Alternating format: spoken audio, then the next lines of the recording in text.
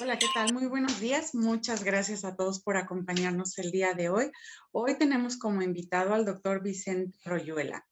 El doctor Vicente Royuela es catedrático de Economía Aplicada de la Universidad de Barcelona. Es autor de libros y trabajos científicos en el campo de la ciencia regional, la economía urbana y economía aplicada en general. Ha actuado como ponente invitado en congresos internacionales. Es miembro del Consejo de Dirección del Grupo de Investigación AQR-IREA de la Universidad de Barcelona. Es miembro del Comité Organizador Europeo de la European Regional Science Association, editor en jefe de la revista de investigaciones regionales y editor asociado de la revista regional Science, Policy and Practice. Ha sido investigador invitado de la Universidad de Reading en Reino Unido, en la Universidad de Illinois en Urbana-Champaign y en la Universidad de Queensland, en Australia. Es y ha sido investigador principal de proyectos concedidos en el Ministerio de Cultura y Deporte, el Ministerio de Ciencia y Tecnología, y ha colaborado y liderado proyectos de investigación para instituciones como la OCDE, la Unión Europea y el Parlamento Europeo. En el ámbito taurino, es autor de libros La economía del escalafón, impacto económico de la Feria del Toro de Olivenza, estudio de los actores económicos y sociales impactan en la celebración de espectáculos taurinos en España. 2019 y 20 fue galardonado con el primer premio del certamen literario taurino internacional, Dr. Sumel, un trabajo sobre el ámbito económico y de la tauromaquia. Actualmente es vicepresidente de la Federación de Entidades Taurinas de Cataluña y editor del Instituto Juan Belmonte de la Fundación Toro de Lidia. Bienvenido, Vicente. Muchas gracias por estar. Muchísimas gracias por la invitación y un saludo a todos los que nos estén viendo. Ahora sí que empezamos. Por favor, para empezar, cuéntanos cómo surge el interés por los números del toro para hablarnos de lo que es la importancia del estudio y análisis de los festejos taurinos como bienes de consumo cultural. Bueno, yo tengo que empezar trayéndome a mi bisabuelo. ¿Vale? Mi bisabuelo compró toros de coquilla hace ya 1000 años y esta es la ganadería que sigue llevando hoy en día mi primo. ¿Vale? La ganadería se pasó a mi abuelo, después a mi tío, ahora la lleva mi primo y por lo tanto yo soy un aficionado que ha seguido básicamente una tradición familiar que está en un pueblecito dentro de lo que es el centro de España, pero ya mi madre ya se vino a vivir a Barcelona y yo me he criado en Barcelona, lejos de esta realidad rural, taurina, etc. Y por lo tanto mi actividad profesional, mi actividad vital la he desarrollado en un entorno urbano y en particular finalmente en la universidad. Entonces, la manera en la cual yo he terminado interesándome por estas cosas es primero por mi afición por los toros, y segundo por mi pasión académica. Realmente me gusta mucho lo que hago. Los profesores universitarios, la mayoría de las ocasiones tenemos un problema y es que nos gusta lo que hacemos. Estamos dispuestos a trabajar barato, ¿vale? Entre comillas, ¿no? Porque nos apasiona nuestro trabajo, echamos más horas que un reloj de simplemente llevar a cabo una investigación. Y una vez uno va consiguiendo metas profesionales, terminas intentando juntar lo que puede ser tu dedicación profesional con lo que puede ser tu interés personal. Y en mi caso son los toros. Y por lo tanto, yo, ¿cómo puedo aportar? ¿Qué es lo que puedo aportar al tema de los toros? Pues seguramente tengo una capacidad diferencial con respecto a otras personas y era pues haciendo estudios económicos. Y a partir de ahí pues empecé. Yo creo que empezó todo con un natural de Talavante en la Feria de Sevilla en el año 2007. Y cuando terminó la corrida, me acuerdo que fui con mi mujer a donde estábamos alojados y dije, es que esto es muy grande. Y me apetece. Y a partir de ahí empezó el libro, el primer libro que escribí, que fue La economía del escalafón, que es un estudio del mercado laboral de los toreros. Y bueno, y a partir de ahí pues han ido saliendo cosas y han ido saliendo estudios y proyectos y bueno, ahí seguimos. Bueno, antes de volver un poco sobre los festejos taurinos como bienes de consumo cultural, Vicente, yo he leído a veces en redes sociales o he visto incluso algunas protestas de antitaurinos, se quejan de que con sus impuestos se dé una ayuda o se apoye un poco al sector económico, pero nunca los he visto rechazando la derrama económica que deja el festejo taurino, ni cerrando sus comercios, ni diciendo, esto no lo quiero, yo no voy a participar. Quiero preguntarte, ¿cómo, si es posible, separar el beneficio y la derrama económica que deja el toro para taurinos y antitaurinos? Bueno, yo creo que no. De hecho, cuando en un sitio se recaudan impuestos o se genera una actividad económica, eso repercute de manera directa en algunos establecimientos que están al lado, pero de manera indirecta en absolutamente todo el municipio o todo el país en el cual se genera esta actividad. Hay gente que en algunas ocasiones en las cuales me ha tocado hacer presentaciones y me han dicho, no, el tema que tú quieras, y yo cojo y me voy al tema taurino y entonces presento un trabajo científico sobre estas cosas. Hay gente que, claro, no se esperan este tipo de presentaciones y hay gente que me interpela. Me dice, pero bueno, ¿cómo puedes hacer un estudio económico? Digo, bueno, es que si nos ponemos así, el tráfico de armas tiene impacto económico y el tráfico de drogas, o sea, todo tiene un impacto económico, ¿vale? Y ese impacto económico, cualquier movimiento va a acabar repercutiendo en la sociedad. Entonces, es imposible separar una cosa de la otra. Lo que sí que es interesante es la percepción de la gente sobre el hecho de que haya una feria o un festival que sea taurino en función de si le aporta beneficios o no. Okay. Claro. Entonces, en uno de los trabajos, que por cierto está en la web que tengo, se llama Investigaciones Taurinas, wordpress.com, ahí es donde pongo los trabajos que voy haciendo. Sí, intento dejarlo todo en abierto para que la gente pueda, si no tiene acceso al libro, se lo pueda descargar y ya está. En uno de ellos, en el trabajo que hicimos para el estudio del impacto económico de Olivenza, hicimos una encuesta a 700 personas. La mitad locales y la mitad visitantes. De los visitantes, sobre todo, bueno, el principal interés era sacar el patrón de gasto para calcular el impacto económico.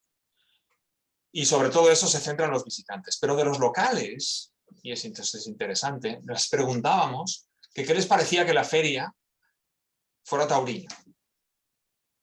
Hay gente que está más a favor y gente que menos. Bien. Y hay dos tipos de personas. Les preguntamos si habían ido a los toros o no.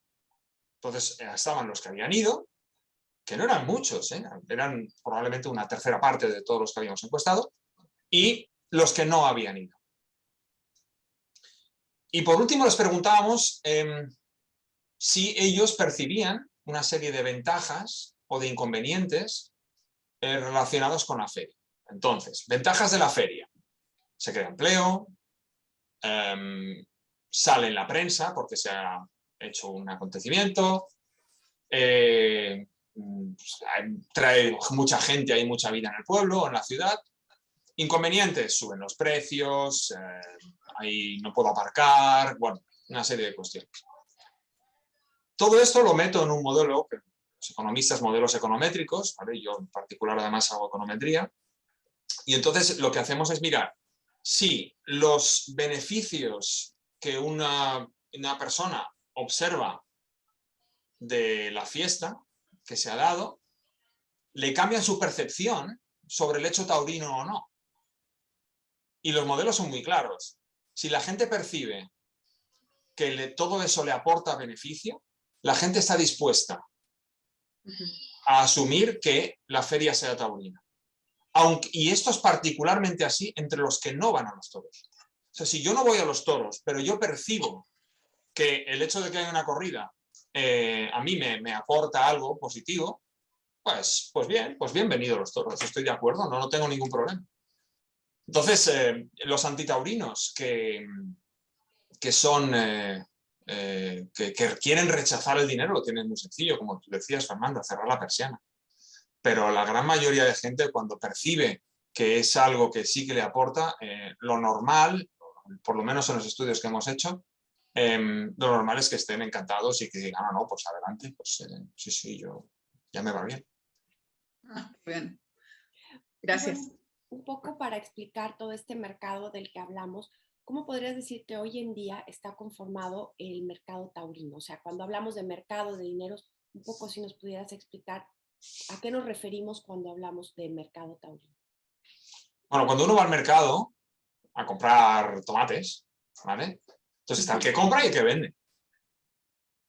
Okay. Entonces en el mercado taurino tenemos tenemos varios agentes que compran y venden. El empresario vende entradas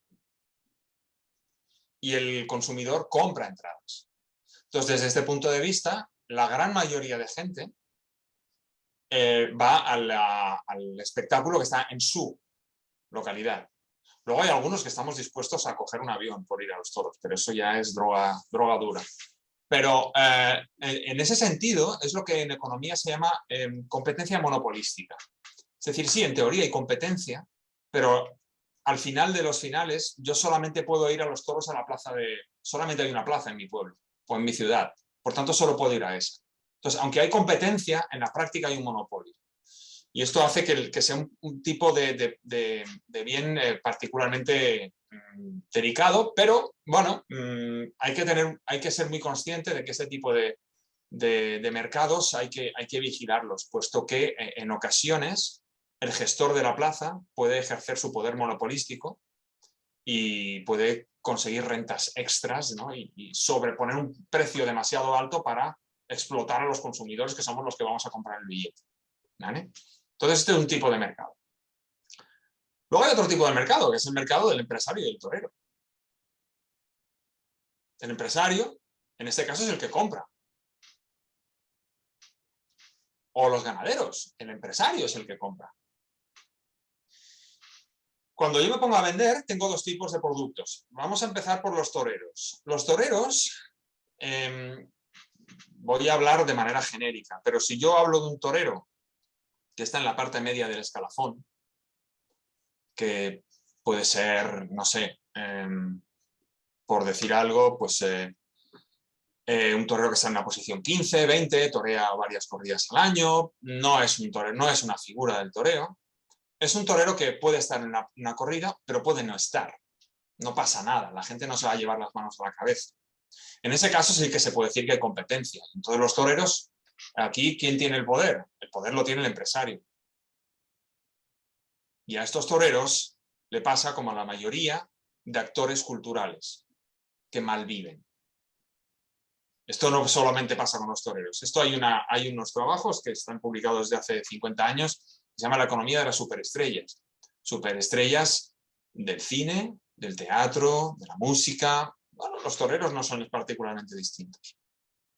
Entonces hay, en cambio, otros toreros, que son los que están arriba, que no tienen por qué ser más de 5. Podemos extenderlo tal vez hasta 10, pero no muchos más. Que estos tienen una cosa que los demás no tienen.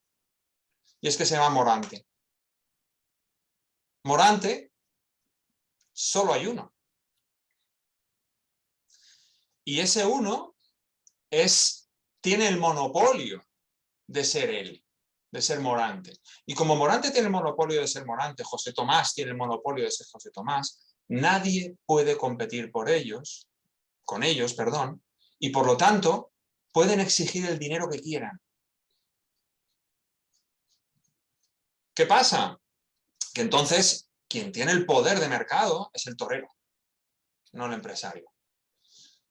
Cuando las empresas reclaman que bajen los cánones de las plazas para poder hacer un espectáculo de mayor calidad, al final todo eso, y yo esto se lo he insistido y creo que he convencido a algunos, quien se va a quedar todo el dinero es la figura, son las figuras, son los toreros. O sea, si yo bajo el canon de la Plaza de Madrid de 3 millones a 1 millón, ese dinero se lo van a llevar ¿quién? Quien tiene el poder de mercado, quien tiene realmente agarrado el ascua la herramienta, ¿vale? Y no la va a soltar. Entonces, bajar los cánones, bien, está bien, pero al final el dinero se lo van a llevar 4. Los toreros y sus apoderados. Y luego está el pringado, el que pringa, que es el ganadero. Aquí sí que los ganaderos no tienen absolutamente ningún tipo de poder de mercado, exceptuando 2 o 3 ganaderías, que todos podemos saber quién son, que son, pues en España pueden ser Vitorino, aunque ya mucho menos, Miura, y luego las ganaderías que quieren las figuras, que pueden ser pues, Domingo Hernández, García Grande, Vitoriano del Río, etcétera, etcétera. El resto están a perder dinero prácticamente todos. ¿Vale? En México no sé cuáles son las circunstancias, pero en muchos otros países realmente hay muchas ganaderías que, bueno, el que tiene ganaderías es como el que tiene un yate, ¿no? Va a disfrutar. Bueno, un yate, uno no tiene un yate para ganar dinero, ¿no? Ya sabe que le cuesta dinero el yate. Bueno, pues el que tiene una ganadería ya sé que me cuesta dinero. ¿Cuánto dinero estoy yo dispuesto a gastar? Eso es otro tema. ¿Vale? Entonces ya uno podría mirar el nivel. Pero como veis, el mercado es un mercado que tiene muchos actores y el que está en medio de todo es el empresario, pero luego el empresario tiene distintas maneras de negociar con los distintos actores. Y no hay una competencia brutal, sí la hay entre toreros, sí la hay entre ganaderos, pero algunos toreros, pocas ganaderías, tienen lo que se llama un monopolio, tienen poder de mercado y esos son los que ganan mucho dinero. Pero repito, esto pasa en el teatro, pasa en el cine, pasa en la música, pasa en todos los sitios. Los toreros no son particularmente especiales en este sentido. Ok, muchísimas gracias.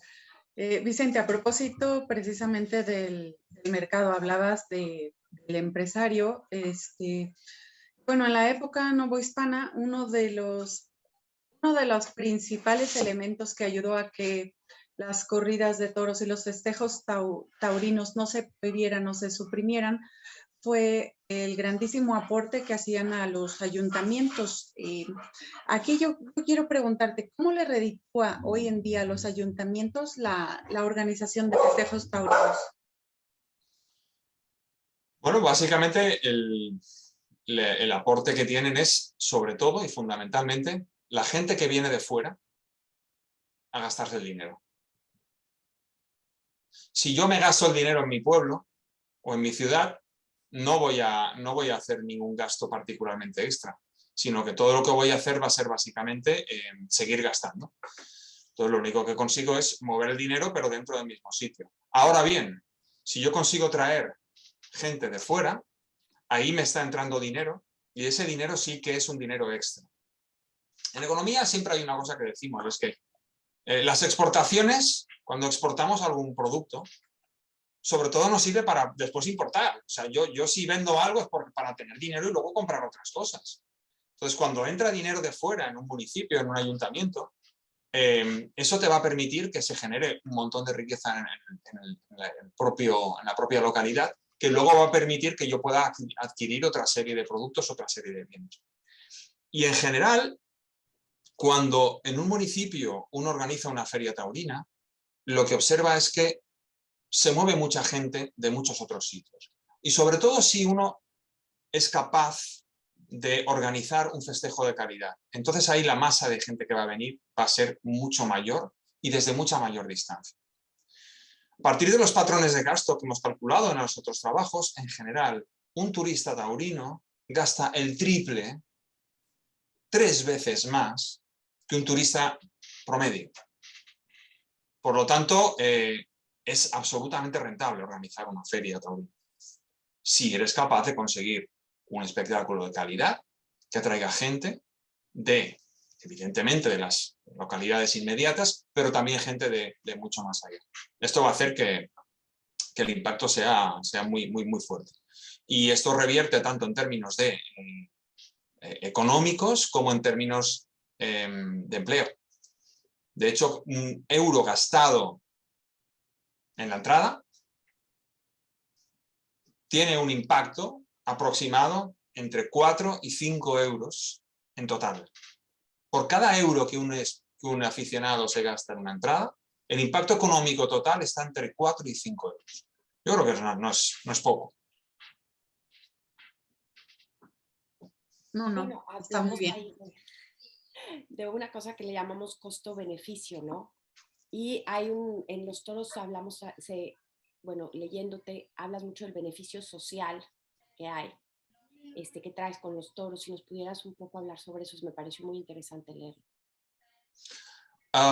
Hay un aspecto que se habla desde hace algunos años ya, que es el tema del capital social. El capital social es cruzar un semáforo que está en verde para el peatón y saber que nadie va a venir con un coche y se va a saltar el semáforo. Eso es un capital social. El capital social son las normas que todos nos dotamos y que estamos dispuestos a respetar. Es confiar en mi vecino. Es estar cerca de alguien que nosotros vamos a compartir algo con ellos y que vamos a compartir un espacio común. Ese capital social es un capital social que puede ser local y sucede en muchos sitios en España y seguro que en México también, que cuando llegan las ferias, llega la fiesta, la época de celebrar, pues todo el mundo, independientemente de si son ricos, pobres, de derechas, de izquierdas, todo el mundo participa en las fiestas. Y bueno, en Suiza, pues celebrarán las fiestas, pues no sé cómo celebran las fiestas en Suiza o en Noruega, no lo sé. Pero hay muchos países en el mundo que las celebran corriendo toros. Haciendo encierros, haciendo corridas, hay muchísimas maneras de experimentar la tauromaquia. De hecho, hay tauromaquias desde el punto de vista de fiestas con toros que trascienden a lo que nosotros conocemos como la fiesta española. Hay peleas de toros en Japón, en Vietnam, en China, en Serbia, en Turquía, etc. Por lo tanto, no es algo estrictamente solamente de las corridas que nosotros estamos habituados. Es algo que existe y hay mucha gente que celebra la vida, que basan su capital social en parte con una celebración, con un rito, que es el rito de los toros. Y tiene que ser así. No, como digo, en Noruega o en Italia, pues no tienen esto. Y de hecho se ha intentado exportar la fiesta taurina a muchos otros sitios y lo han visto como algo exótico y no lo han adoptado. Bueno, pues bien, no pasa nada. No en todos los sitios se tiene que vivir así, pero aquí, en los países taurinos, pues sí lo vivimos. Y ese capital social es algo que es difícil que se pueda eliminar desde arriba, puesto que el capital social viene desde abajo. Entonces, cuando alguien desde arriba quiere imponer prohibiciones, si realmente hay un sustrato importante, yo creo que es imposible. Otra cosa es que la cuestión esté ya moribunda o que realmente haya poca afición, etc. En esos casos, al gobernante supremo del Estado coger y aplastar una tradición que ya tiene mucho menos apoyo popular, pues le es mucho más sencillo. Pero si realmente hay un arraigo, ese capital social, no veo de ninguna otra manera que se pueda eliminar de la noche a la mañana.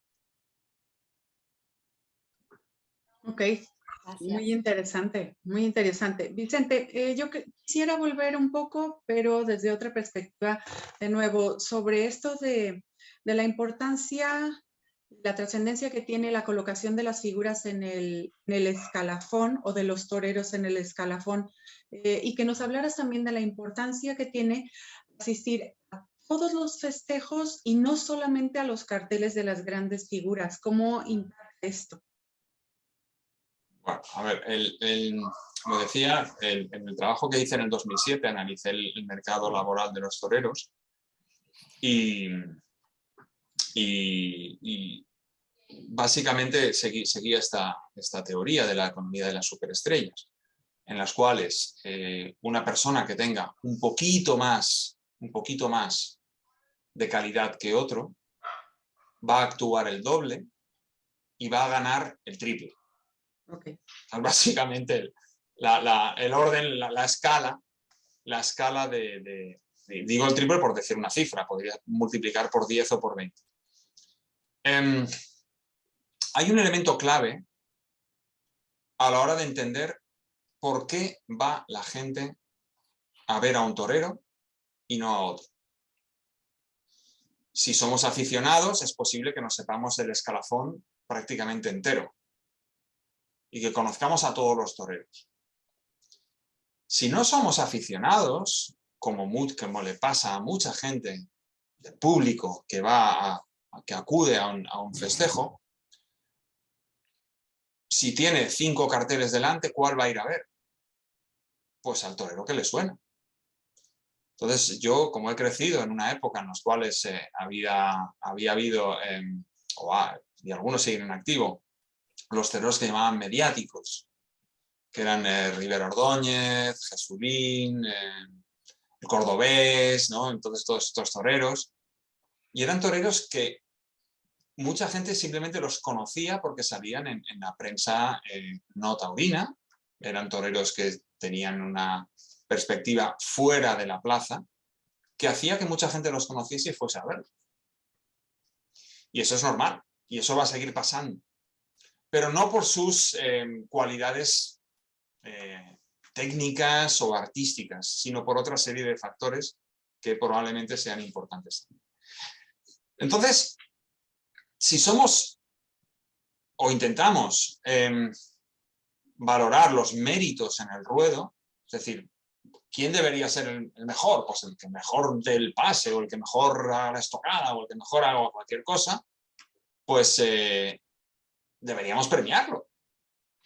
Pero eso es muy difícil de que trascienda al público en general, en la medida en la cual ese mensaje de la calidad taurina o calidad torera solamente traspasa a algunas personas.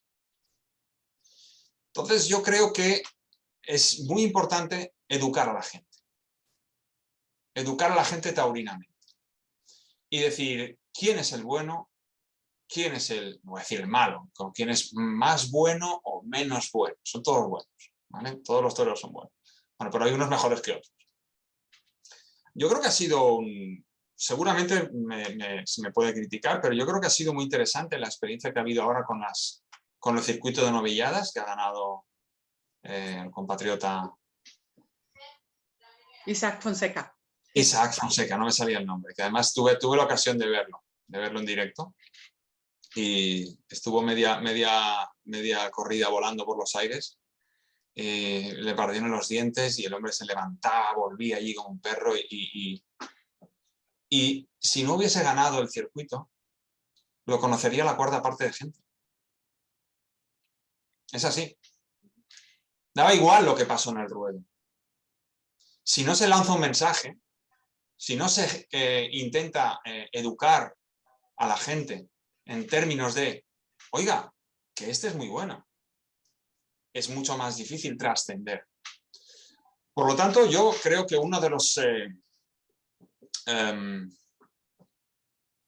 temas pendientes del sector es lanzar mensajes al público en general. Me decía un amigo que tengo, que no es nada taurino, no sé si es antitaurino, pero vamos, de taurino no tiene nada, pero es gestor deportivo. Y me decía, lo que necesitáis en los toros es una final. La final del mundial. Llamadlo aquí sí, si queréis. Pero es cierto. Es cierto. Ahora ha habido, hace unas semanas, unos pocos meses, ha habido la final del mundial de ajedrez. Pues yo he seguido un poquito las noticias del ajedrez, me gusta un poquito el ajedrez y he seguido las noticias. Pero si no hubiera habido una final del mundial, yo no sé quiénes son los buenos y quiénes son los menos buenos. No me hubiera enterado de nada. Entonces No, hay que generar canales para llegar al público en general. Y que esos canales además estén ligados a las cualidades que como aficionados valoramos. Y muy es bien, así. entonces aquí la promoción de nuevos valores se convierte en una herramienta de inversión a futuro para la fiesta, ¿no? Totalmente. Hay que generar conocimiento. Así de claro. Yo cuando yo era pequeño había un anuncio En España no se, en España se bebía sangría y estas cosas, pero nadie bebía tónica, ni gin tonics, ni nada. Pero había un señor que salía con unas gafas así muy, muy particulares y entonces salía haciendo un anuncio que decían, salía bebiéndose una tónica y decía, cuanto más la pruebas, más te gusta. ¿Vale? Y es cierto, cuando más conoces, Sí. cuanto más conoces algo, estás mucho más cerca de realmente apreciarlo. Sí. Se ha hecho famoso el aforismo de Víctor Barrio de la fiesta no hay que defenderla, hay que enseñar, pero Sí. yo creo que eso lo había oído antes a Morante, pero bueno, es igual. Da igual, o sea, eso es una evidencia. Tenemos que lanzar mensajes, tenemos que ser capaces de lanzar mensajes. No, yo es que tengo una red social, lo pongo en Twitter, ya, pero si solo te siguen los tuyos. Ajá. Sí.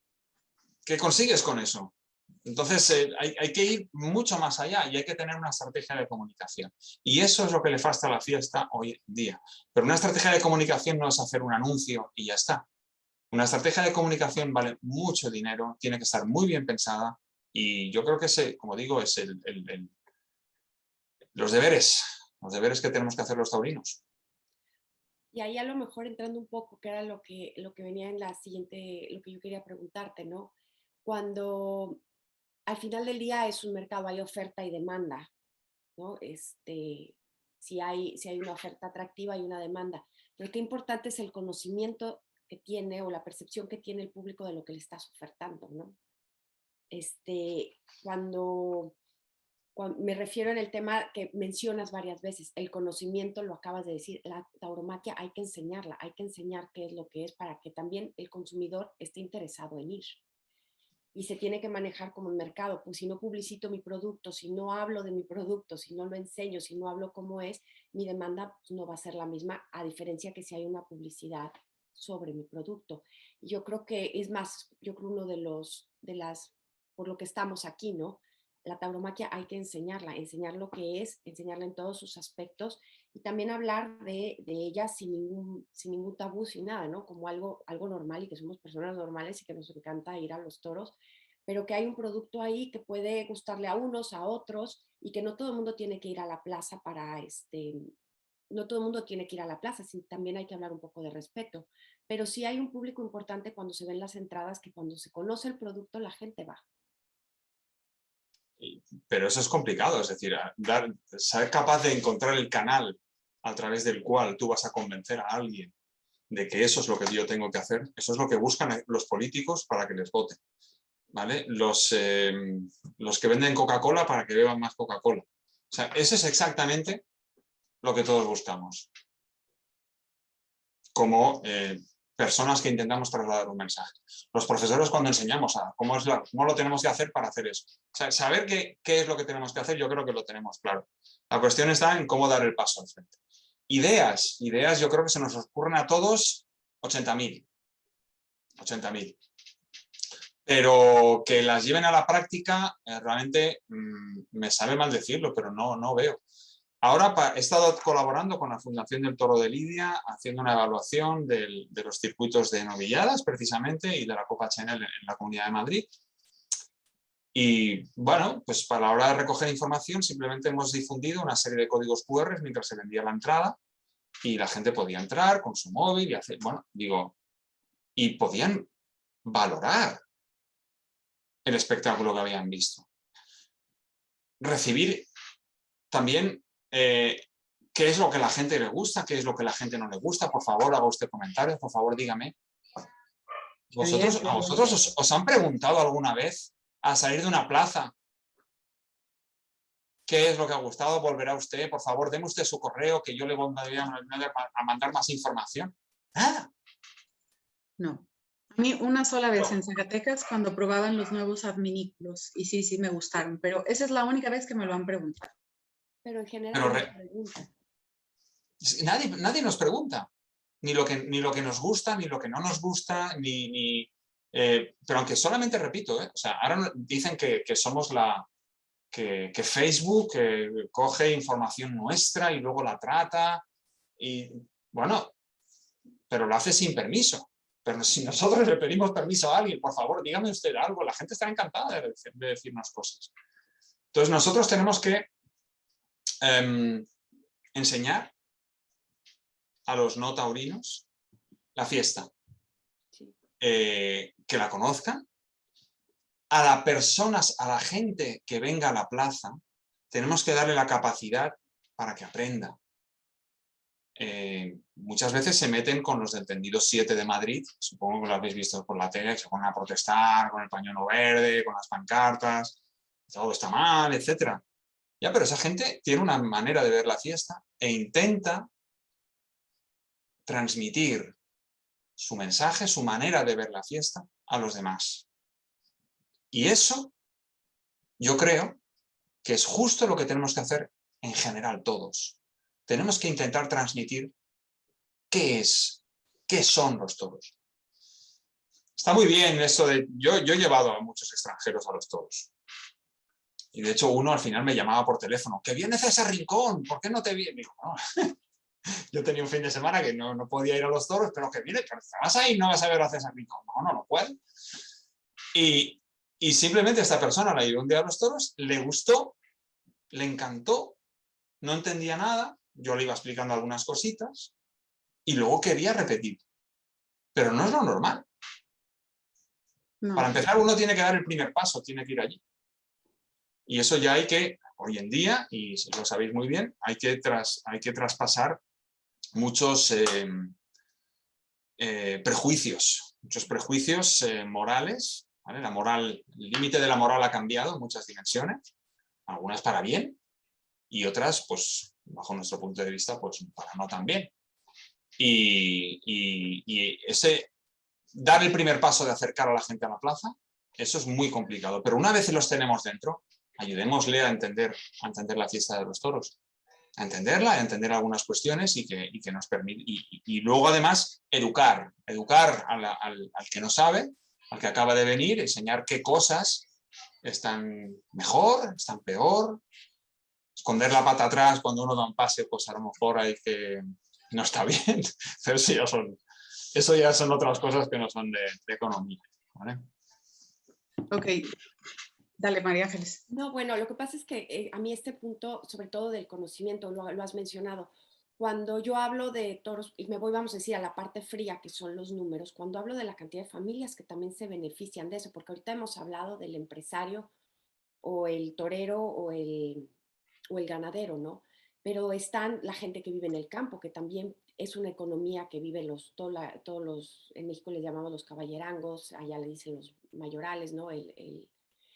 Hablo de una economía cuando le digo está el señor que vende, o sea, que vende los refrescos, que renta los cojines, está en México, como decimos, el del puesto de tacos que está en la esquina, que ese día va a vender como nadie, ¿no? Y a lo mejor, como bien dices, no es taurino, pero se beneficia económicamente.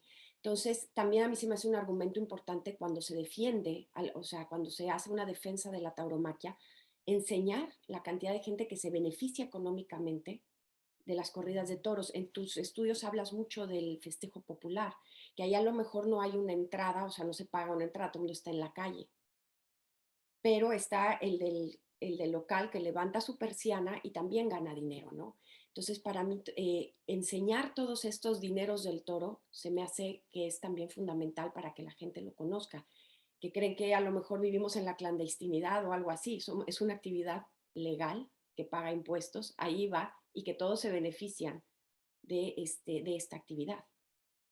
Sí, sí, absolutamente. Hay un problema fundamental en esto, ¿no? Y es, problema. O sea, como decía antes, si uno le muestra a la gente de una localidad todo lo bueno que tiene asociado una fiesta taurina, aunque no sea taurino, va a estar muy de acuerdo, ¿vale? Y eso ya lo hemos comprobado con los datos y lo tengo muy claro. La gente tiene que saberlo y es un argumento más. Pero es un argumento más, perdón, y además hay que mostrarlo.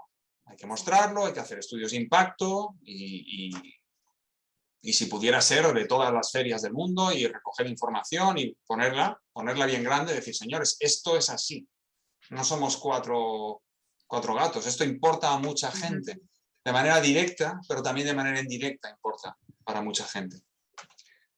No obstante, sí que quiero decir que es un argumento que puede ser de apoyo. Pero la defensa de la fiesta no puede pasar, bajo mi punto de vista, por un argumento económico. Puesto que, como decía, el tráfico de armas también tiene un impacto económico. Muy bien. Yo creo que la fiesta de los toros se tiene que defender por una cuestión fundamental y es por la libertad. Sí. La libertad que a mí, por ejemplo, me han quitado en la ciudad en la que vivo, que no puedo ir a los toros, me tengo que coger el coche e irme a otros sitios. Pero sobre todo es una cuestión de libertad cultural, libertad identitaria y libertad de elección. Y bueno, los demás argumentos están muy bien. Todos los argumentos artísticos, todos los argumentos económicos, argumentos medioambientales también, ¿vale? de la ganadería, pues son argumentos que absolutamente apoyan el hecho de que yo, como persona, me apetece ir a celebrar un espectáculo de vida y de muerte, que son las fiestas de los toros, que para mí es algo que me define como persona en el mundo. Y si me lo quitan, me quitan una parte de mí. Yo ya no soy yo. Bueno, y yo Oye, estoy Vicente, convencida, rápido, Fer, que la tauromaquia es como el último dique de aunque no te gusten los toros, si no defiendes la tauromaquia, después van por ti. Sí. En el sentido de que es la libertad que todos tenemos. Y sí sí, como digo, hoy por mí, pero mañana van por ti. Y si no defendemos esa libertad, mal vamos, ¿no? claro. Bueno, Vicente, yo vuelvo un poco, finalmente el propósito de redes taurinas culturales es eso, mostrar la tauromaquia desde la ciencia, la razón y la evidencia. Hablando de que se trata de un bien de consumo cultural, pero no es un producto más del vastísimo mercado de la oferta cultural. Aquí nos enfrentamos a veces a un problema muy grande que es el de la sustitución. La sustitución en un cartel, la sustitución de figuras o la sustitución de ganaderías. Eso realmente impacta y no hay tantas alternativas disponibles o del mismo nivel a diferencia de otros sectores culturales o de otros sectores de mercado. ¿Nos podrías hablar de esto? A ver, sustituir a Morante de una corrida que vas a ir a ver a Morante, pues no hay sustitución posible. Ahora, supongo que te refieres a esto, ¿no? A sustituir a un torero particular. Sí. O sea, no se puede, una ganadería, no se puede. ya no es lo mismo. Sí. No, mira, te voy a poner un ejemplo. O sea, no viene Morante, pero te voy a poner 16 toros.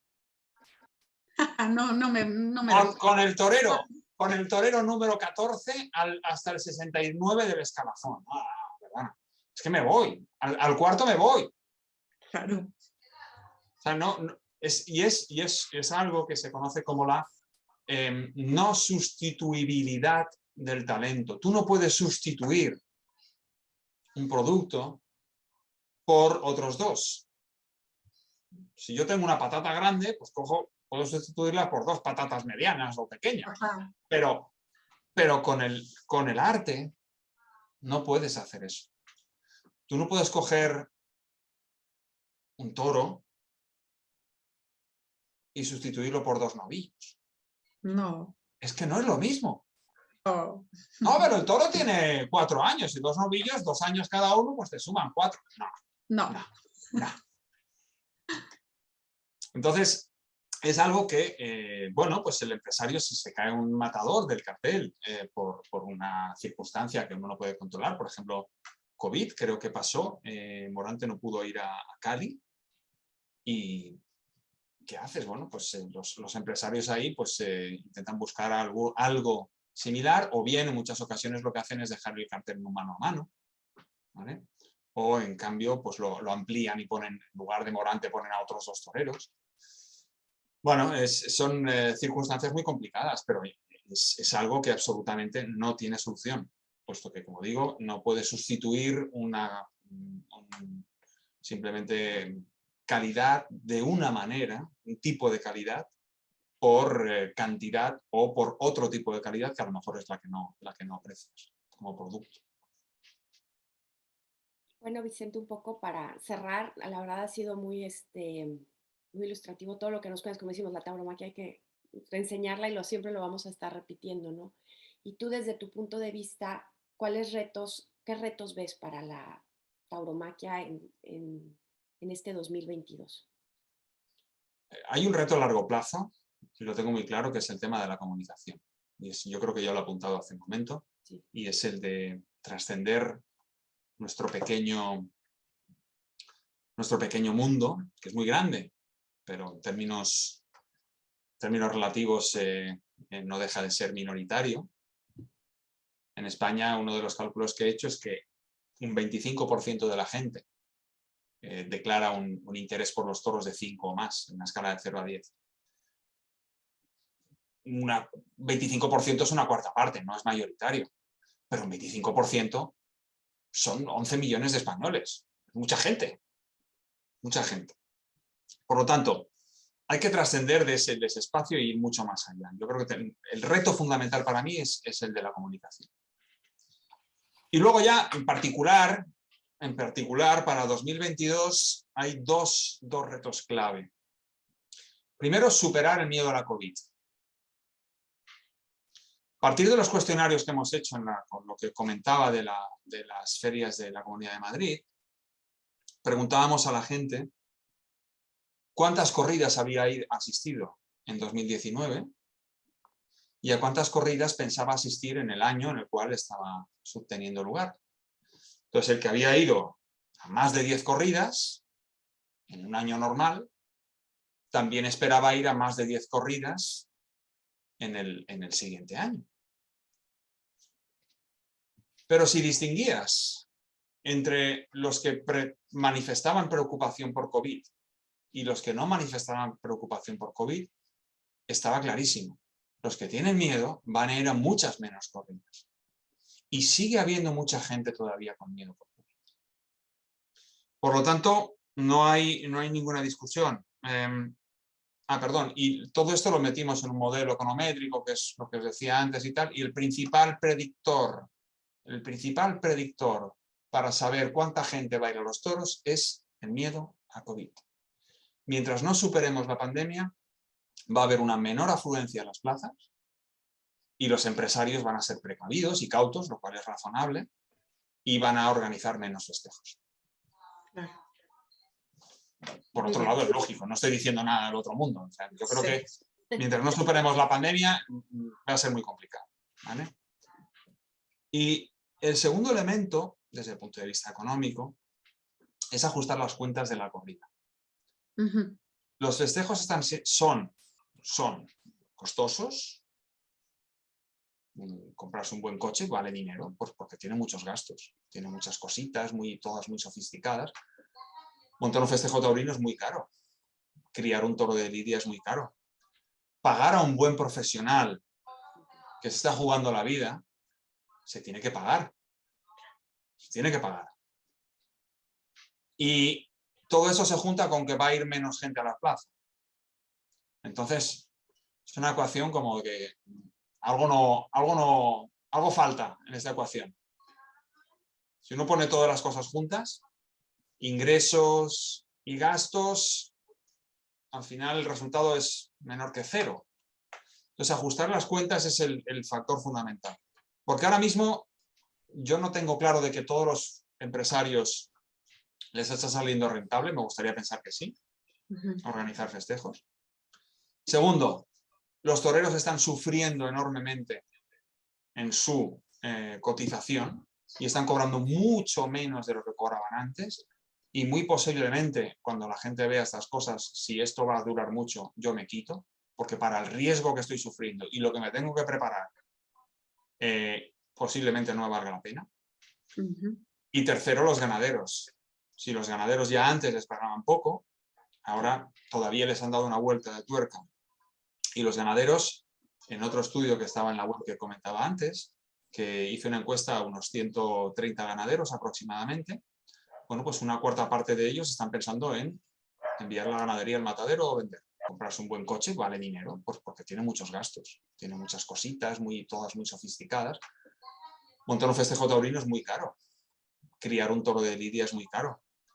Pagar a un buen profesional que se está jugando la vida, se tiene que pagar. Se tiene que pagar. Y todo eso se junta con que va a ir menos gente a la plaza.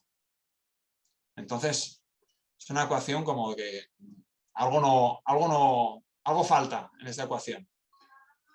Si uno pone todas las cosas juntas, ingresos y gastos, al final el resultado es menor que cero.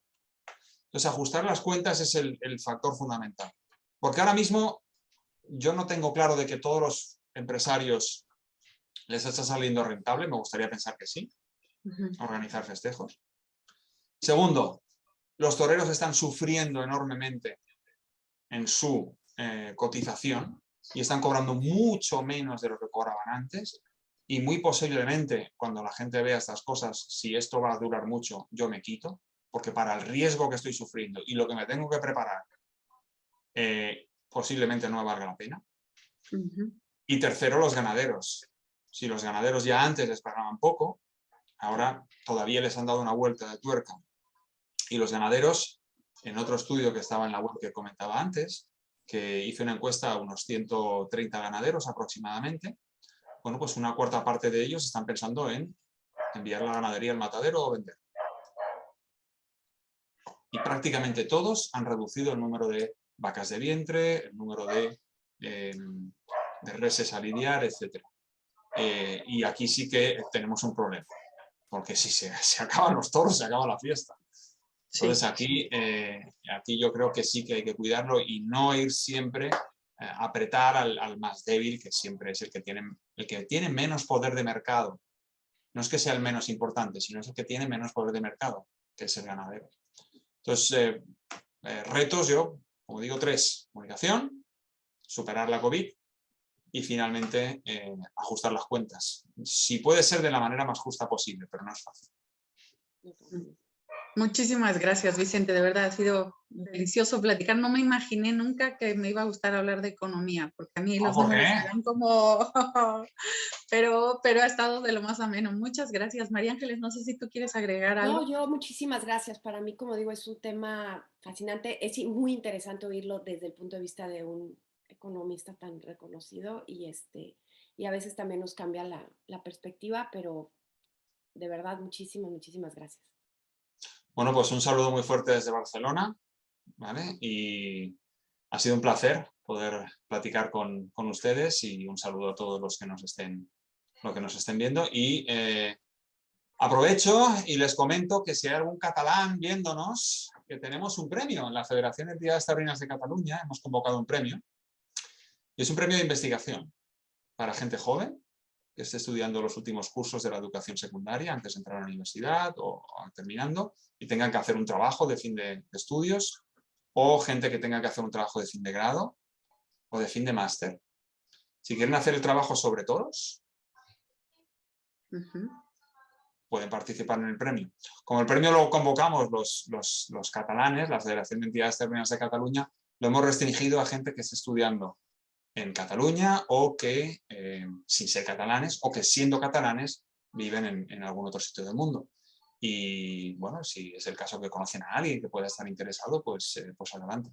Esto es una iniciativa que cogemos e intentamos lanzar sobre todo para lo mismo, para apoyar a la gente, para apoyar el conocimiento y para difundir esto que tanto nos gusta. No, pues bravo por eso, y ojalá que lo vean muchos catalanes y que surja también la propuesta de retomar esa idea del premio en otros lados. Muchas gracias, Vicente. Gracias, Vicente.